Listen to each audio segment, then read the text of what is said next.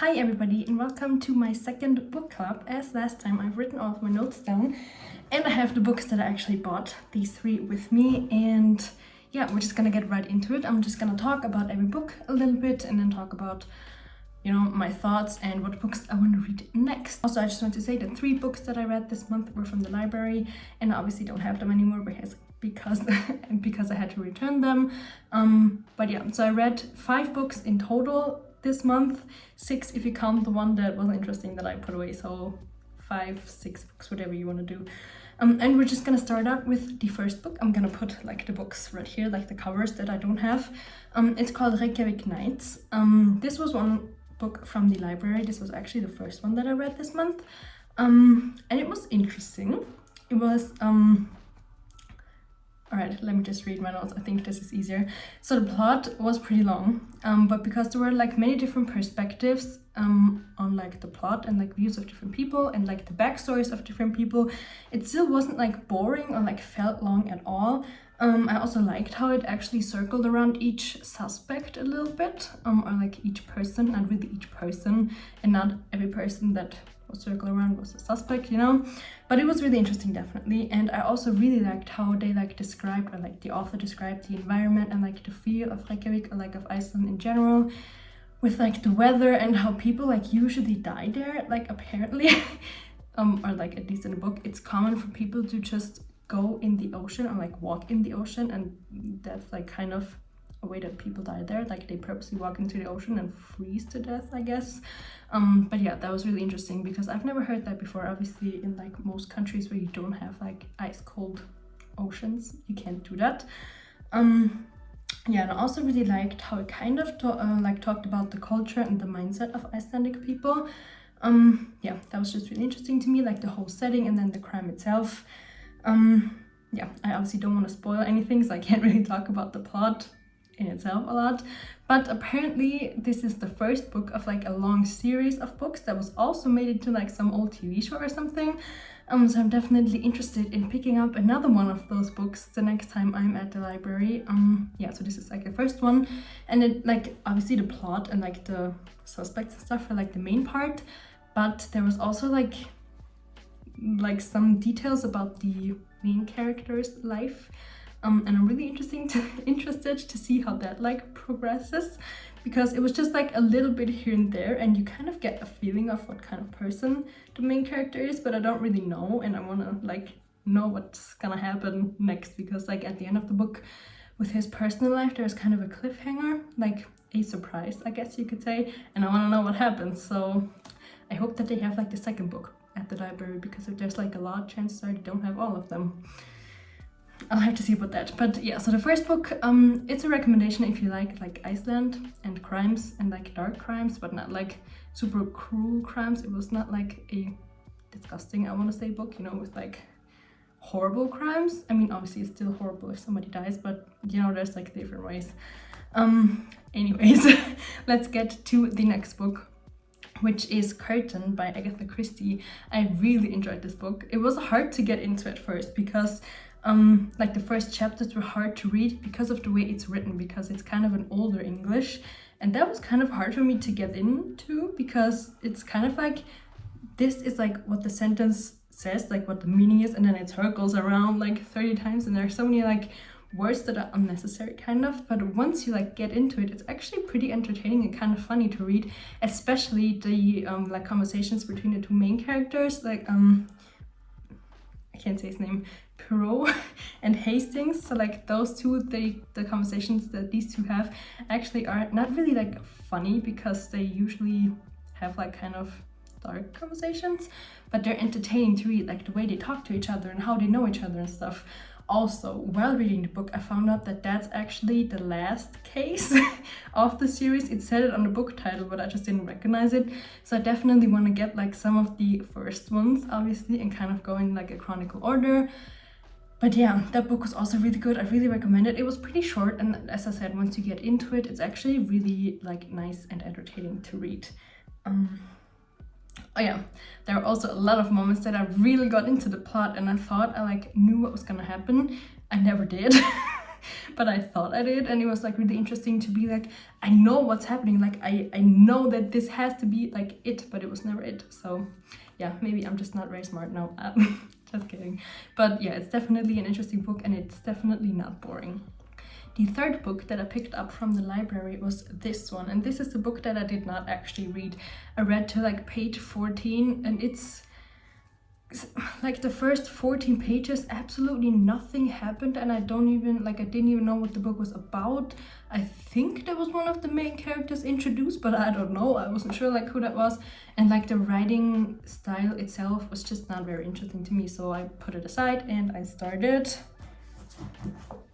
this one. This is Surrounded by Psychopaths by Thomas Erickson. This was a really, really nice book. It's not that long, and I finished it pretty quickly. I think it took me like 2 or 3 days. So the insights and strategies and like the personality types and like the manipulation techniques and stuff it talks about are really interesting. And I would definitely, like, there's kind of a first part, or like a first book before this one, which is called Surrounded by Idiots. And I definitely want to get this one because this one obviously is about manipulation techniques. Not that I want to use them, but I want to know about them, you know. And the first one is more about the 4 different colors of personalities, I guess is a short way to explain it. Yeah, so I definitely want to pick this up and read this. And this, I feel like, is a book you can read like multiple times in your life. Like, I'm happy that I bought this and didn't like borrow it somewhere because I want to have this, you know. I like it now. Yeah, the writing style, even though it's kind of like a psychological and like not really a science book, but you know what I mean, the writing style is still really easy, and it was really, really nice to read. I don't know, everything is just explained very well, even if there's more like scientific terms, like more complicated trains of thoughts or something, it's always explained super good. And it might be because the author is from Sweden, I believe. Yeah, it's a Swedish author, so it might be that it's not as complicated because he himself, like his native language is probably Swedish and not English, so that might be the reason why it's written more easy, and I really like it. So this book is a definite recommendation. I really, really like this one. The next book that I read was 1948. Yeah, no, 1984. Yeah, I always like mix up the two. So I got this at the bookstore because I thought it looked cool, because it had like the eye and it had black sides and everything. It's just, it's a cool looking book, you know, so I got it. As I've said in many videos before, I know that we were supposed to read this in school now. One of my friends reminded me. I just didn't. I don't know what happened, what I did, why I didn't do that, but I read it now, so like at least I got to it. And I know that if I would have read this in school, I definitely would have not finished it, because, let me just find it in my notes. All right, so the first part, like it's divided in 3 parts. The first part is actually really interesting to me. It was a little bit difficult to get in because you're just like kind of thrown into it, like you don't really know what's happening, you're not really explained anything, it's just like, that's how it is. But like after the first couple of pages I got into it, and it was really interesting, or actually like pretty horrible, to find out like what conditions they live under, and like the government, if you want to call it that, the party that rules that country or like that part of the world. Yeah, so that was really interesting. And then in the second part, I'm assuming that like most people know this book, so I'm gonna talk a little bit more about like the plot. In the second part, there's this woman that shows up, I would say, and then suddenly everything is just about like romance, kind of. Not really, because it's like they're not together because they like fell in love in like some romantic nice way. No, it's kind of more because they want to like not comply with the things that the party says, and so they kind of get together. I mean, they still like or love each other at the end, I don't know. But yeah, so the second part, which was just about like that relationship, was kind of like for me out of place. I mean, I know it makes sense, because if the party says you can't like love or be in a relationship that you like feel any attraction besides the, like, that's not just because you need to have kids so that the party lives on, you know. If they don't allow that type of relationship and you have one, obviously it's some type of revolution, but I don't know, it wasn't my favorite part. And then in the third part, I was kind of devastated because there was a plot twist that I did not see coming. I was hoping for the book to go differently, and then the last few pages kind of like not really put me in a bad mood, but like they just like put me down even more, because I was still hoping for like the plot to turn around and for something to happen, or like that one person would like do something. Like I said, I don't want to spoil anything, but the last, like, I think it was the last sentence or the last two, let me check. So the last page, which has about this much information on it, that like sent me. I was like, not a good ending to the book. I mean, I guess it fits with the book because it's not like a nice book to read. So, but I didn't really like the ending. And then we have this one, 12 Rules for Life by Jordan B. Peterson. This one is the biggest book I've read so far. It has, I think, 503 pages that are like about the things like that are not like sources and stuff, because overall it's almost 600 pages. But this book was interesting. So each of the rules or chapters, whatever you want to call it, is about like 20 to 100 pages long. Most of them are like somewhere in the middle. And the first two chapters or rules was so hard for me. Like I actually had to like kind of force myself to read them. It definitely got better like once I got into the writing style of the author, but it was hard. It was really hard. And that might be because there's like a lot of biblical theories or like passages in there. And those are obviously like written in a very different style, and those are really hard for me to read. And then also like to follow along with those ideas with like so many different characters that are not really characters, but they're also like kind of all the same. And then it was a little bit hard for me. But those were just, I think that the second chapter was the one that was like really the hardest, and then the third one was okay, and the fourth one was actually one of my three favorite ones. Fourth the fourth one is really, really good. And if you start this book, I just recommend that you like kind of get through, like push through the first two chapters, and then it's gonna get easier. And if you feel like you can't finish it, I suggest that you read the 4th, the 12th, and the very last chapter, which is called, I think, the coda, or like the conclusion or something like that. Yeah, so those three were my favorite ones. I also liked like everything in the middle too, but like the second one, that was really hard, and the first one I just had to get into it, and maybe that's why it was harder for me. Also, the book is originally written in English and I read it in German, and I thought that maybe I would like it better in English with like the original author's writing style, I don't know. But I talked to one of my work colleagues today, who also has this book, and she read it in English, or like she has it in English, and she never like kept on reading because apparently it's even more complicated in English. So I would probably suggest that you get it in your native language and not in English, because apparently it's even harder if it's not your native language. And then, just like I did in the first book club, I want to read you some of my favorite quotes from this book. I don't know if it's like the exact quotes, because you know, the book was translated from English into German, and then I translated the quotes in German back into English. So maybe they're not like the original ones, but I still wanted to read them to you because some of them really spoke to me. So the first quote is from Rule 1. Express your wishes as if you had a right to them. Move confidently and look the world in its eyes. Dare to be dangerous. Let soothing serotonin flow through your nerves.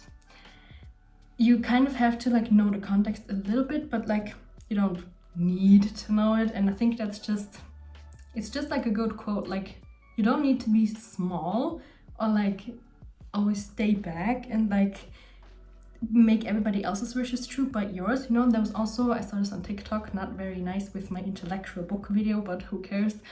There was like this old grandma that's like kind of cynical, and she said you don't have to, I remember this, you don't have to break yourself down into pieces so that others can like digest them easy. You can just stay whole and let them choke, basically. And I think this is like kind of a similar meaning. Like you don't have to put everybody else first before you, and you don't have to like be quiet and small and just like let everybody else walk over you. You can also be dangerous and just look the world into its eyes and just do your thing and like make your wishes come true, or like your goals or dreams or whatever. Yeah, so I think that's really nice. The second quote is from the 4th chapter, which I said before is one of my favorites. Compare yourself to who you were yesterday, not who someone else is today. Like I said, if you only read one chapter, it should be this one and then the 12th one and then the conclusion. Yeah, this is just, you know, especially with social media, we compare ourselves so much to like other people and their achievements and whatever. And first of all, we don't even know everything about those people. Like if I compare myself to some random Instagram person that has like, I don't know how many followers and makes money off of Instagram, I don't know how long they've been doing that. I don't know like what it took them to get there. I have no idea if they even live off of social media, like if they also have a second job and stuff. but it might seem like, oh, they have this perfect life and it's not a lot of work and they just like live off of social media, but that's not maybe even the case. So first of all, don't compare yourself to anybody, because you don't really know anything. Like, even if somebody tells you like a little bit about their life, you still don't know anything. So like, don't compare yourself to anybody else out there, because they're not you.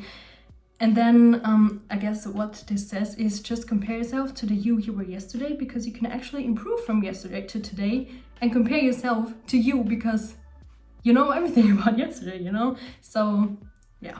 And then the third quote is from chapter 7. No tree, it is said, can grow to heaven unless its roots reach down to hell. Sounds a little bit dramatic, but basically what it says is you won't like experience highs if you don't ever go through lows. And it's like a balance, you know? And from the 12th chapter, it's not really a quote, it's more like a text. I took out a little bit of it because it would have been really long otherwise. But yeah, I just wanted to read that too. When you see a shooting star, make a wish and then act in accordance with that wish. Take care of the things you are in control of. Fix what's broken and make better what's already good. People are very tough. People can go through a lot of pain and loss, but in order to persevere, they have to see the good in being. If you lose that ability, you're doomed. So basically, don't give up. You're way stronger than you think. And as in the beginning, as in the beginning of this quote section, you can make all your like dreams and wishes and stuff come true if you just like work towards them. And I think that's a really good note to end this video on. If you have any book recommendations for me for next month or for like the next couple of months, leave them below. I don't know what books I'm going to read in December yet. I still have a couple of days to decide. But yeah, I would just be very grateful for any recommendations. And I really hope you enjoyed this little book talk, and I hope to see you in the next one. Bye!